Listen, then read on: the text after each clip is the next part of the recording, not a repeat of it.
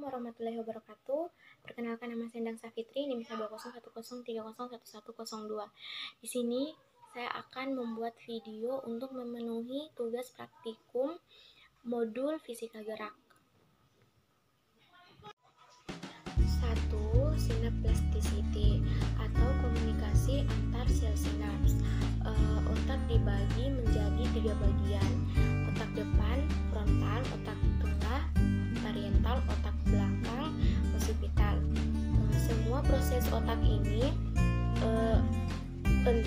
penting pada saat masa-masa pertumbuhan.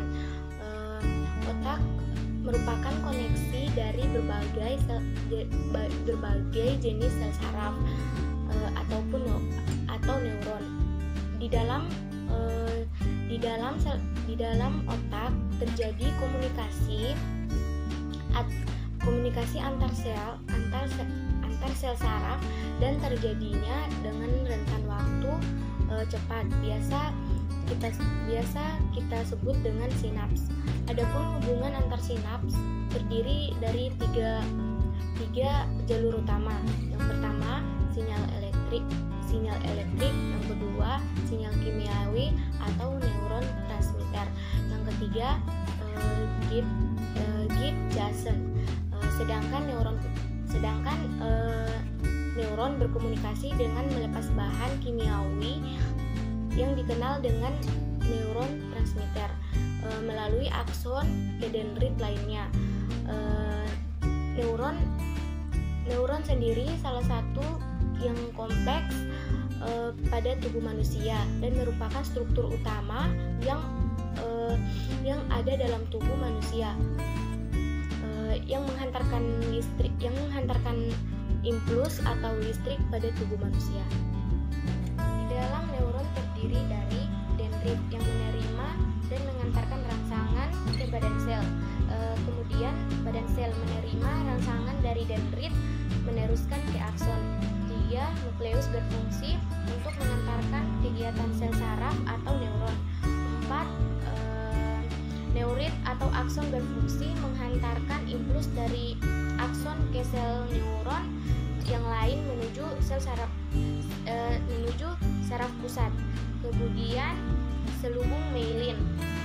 Selubung myelin berfungsi melindungi akson dari kerusakan dan juga memberikan nutrisi.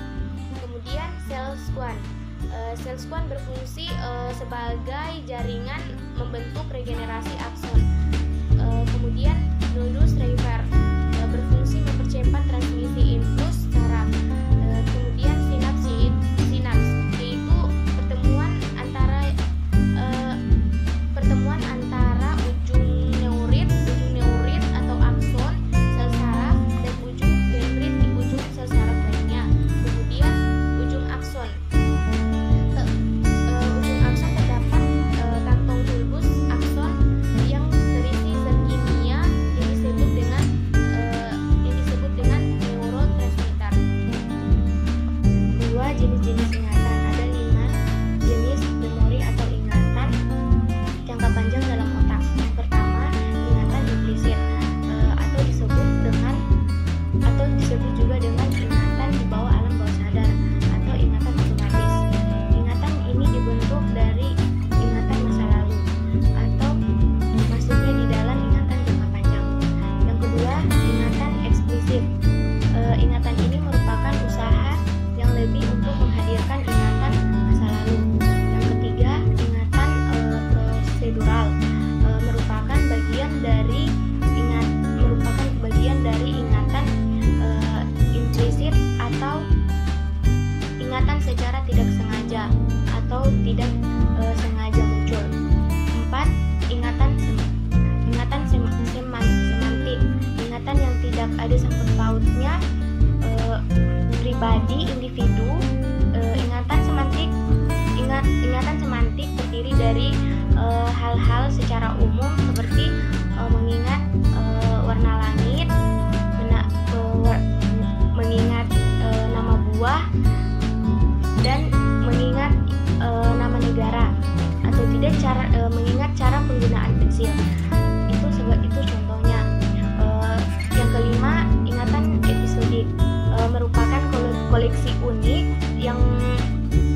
koleksi unik yang ada pada masing-masing individu yang mengalami suatu kejadian tertentu, seperti misalnya kenangan pada ulang tahun ataupun kenangan pada saat pertama masuk sekolah.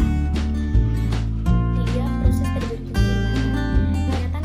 Terbentuk sejak kita lahir dan akan terus terbentuk selama kita hidup.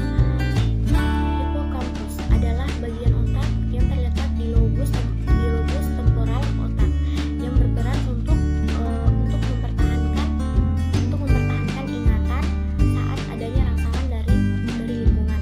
Kemudian adapun ingatan terbentuk dari 3 tahap. Yang pertama, tahap belajar, yaitu proses di mana informasi diterima oleh indera tubuh. Kemudian tahap retensi. Yaitu proses informasi disimpan oleh otak.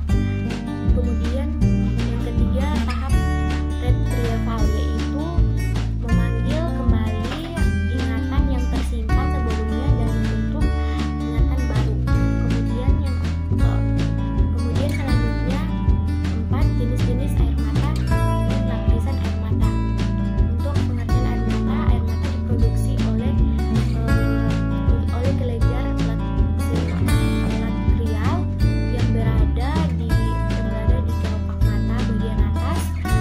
Air mata menyebar pada saat kita berkedip, kemudian mengalir melalui lubang kecil di bagian kelopak atas mata, bagian atas dan bawah. Sebagian besar air mata di dalamnya itu mengandung minyak lemak dan lebih dari 1000